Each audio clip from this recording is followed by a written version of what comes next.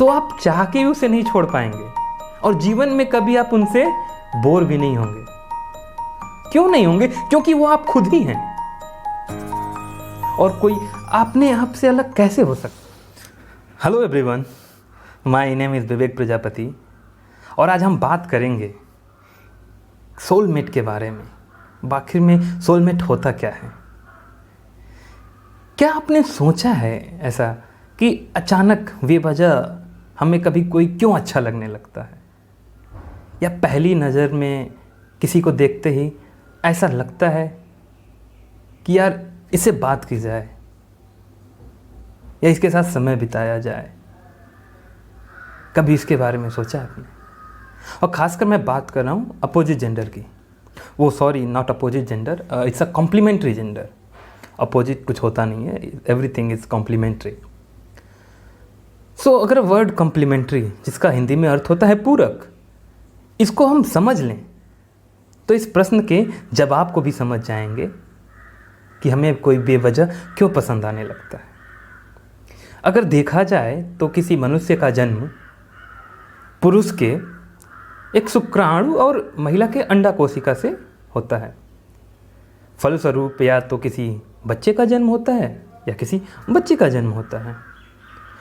परंतु क्या अगर किसी बच्ची का जन्म हुआ तो उसके अंदर पुरुष का कोई गुण नहीं होगा? या किसी बच्चे का जन्म हुआ तो क्या उसके अंदर स्त्री का कोई गुण नहीं होगा? जी नहीं। दरअसल अगर किसी बच्ची का जन्म होता है तो उसके अंदर पुरुष का गुण सुषुप्ता अवस्था में होता है या सोया हुआ अवस्था में होता है।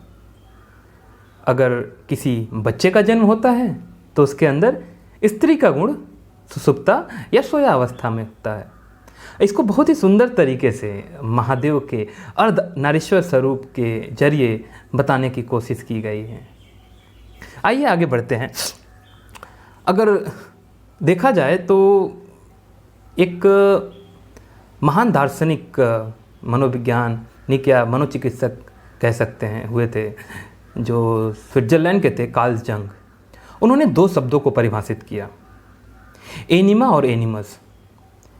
एनिमा का अर्थ होता है the feminine part of a male, मतलब पुरुष के अंदर की छुपी हुई स्त्री। और जो एनिमस का अर्थ होता है the masculine part of female, मतलब स्त्री के अंदर छुपा हुआ पुरुष। तो दरअसल होता क्या है कि कभी कोई पुरुष या लड़का किसी ऐसी लड़की के संपर्क में आता है या देखता है कि जिसका स्वभाव उस पुरुष के अंदर की छिपी हुई स्त्री से मिलता जुलता हो, या कभी कोई स्त्री ऐसे लड़के को या ऐसे पुरुष को देखती है कि जिस पुरुष का स्वभाव उस स्त्री के अंदर छुपे हुए पुरुष से मिलता जुलता हो, तो वे वजह ही उसको वो पसंद आने लगेगा।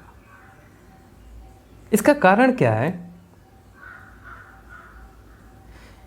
कि जब हम ऐसे स्वभाव वाले लोगों को देखते हैं जो हमारे भीतर के छुपे हुए कॉम्प्लीमेंट्री जेंडर से मिलते जुलते हैं, तो हमें संपूर्णता का अनुभव होता है और जो आनंद हमें आता है वो संपूर्णता का ही आनंद होता है। अगर हम ऐसे लोगों से मिलें, लाइक जिनका स्वभाव हमारे छुपे हुए कॉम्प्लीमेंट्री जेंडर से है, तो वो बेवजह ही हमें पसंद आने लगेंगे। जरूरी नहीं है कि उसके अंदर कोई विशिष्ट गुण हो, जरूरी नहीं है कि वो दिखने में बहुत अच्छे हों, जरूरी नहीं है कि वो बहुत प्रतिभावान हो, फिर भी वो हमें पसंद आने लगेंगे। और शायद इसी को हम लोग बोलते हैं लव एट फर्स्ट साइट। और आज ये भी जान लेते हैं कि कभी हम रिश्ते में पड़ते हैं तो ब्रेकअप क्यों होता है। देखिए, ये मनुष्य का स्वभाव है कि हम लोग आकर्षित होते हैं। जैसे पुरुष का सुंदरता के प्रति आकर्षित होना स्वाभाविक गुण है, और स्त्रियों का भी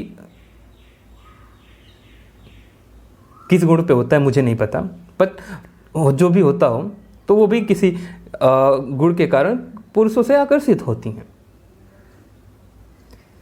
परंतु समय बीतने के बाद हमें अब वो नहीं चाहिए होता था जो स्टार्टिंग में चाहिए था। इसी कारण हम जो हमें पहले पसंद आ रहे होते हैं हम बोर हो जाते हैं उनसे, क्योंकि हमें पता लग जाता है ये वो नहीं है जो हमारे भीतर है। समय बीतने के बाद हमें स्वतः पता लग जाएगा। तो वो अलग बात है कि कितना समय बीतने के बाद ही हमें पता लगे। जब हमें पता लग जाएगा तो हम स्वतः ही हमारा उनसे